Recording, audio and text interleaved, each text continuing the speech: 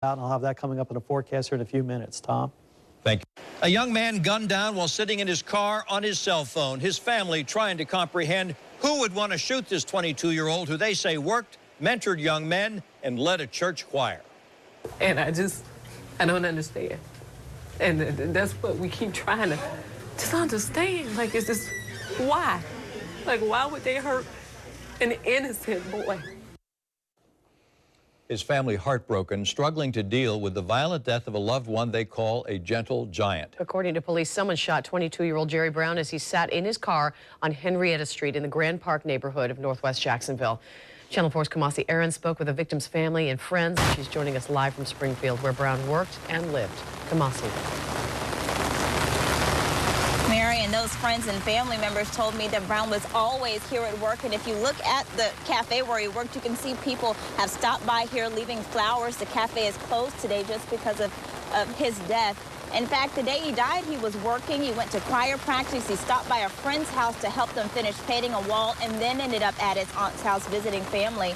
And they believe he was sitting outside of her house using the Wi-Fi when someone shot him. His voice was so amazing, you couldn't help but be encouraged by it. This is the memory of Jerry Brown his cousin is holding on to. Chevie Green says he loved God and loved to sing at his own church and as music director at another.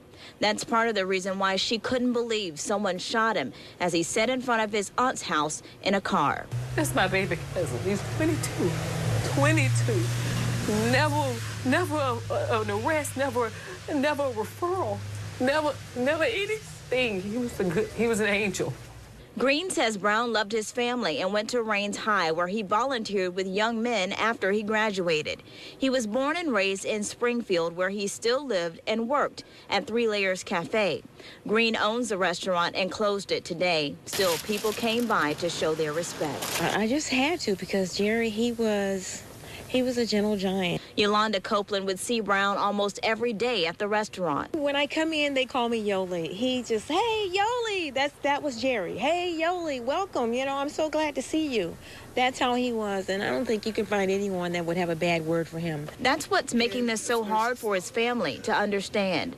They don't know who would want to hurt Brown. As police work to answer that question, his family hopes someone will come forward to help them. And the reason why we feel that someone should come forward is because it could be their child, the next victim. If someone's out there just picking people, you know, picking them off, then we need to stand up.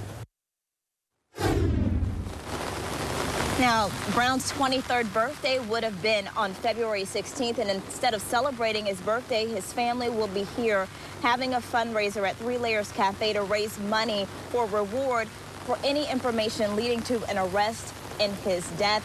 Of course, if you have any information, you're asked to call Crime Stoppers. The number is 1-866-845-TIPS. Reporting live in Springfield, Kamasi Aaron, Channel 4, the local station. Thank you, Kamasi.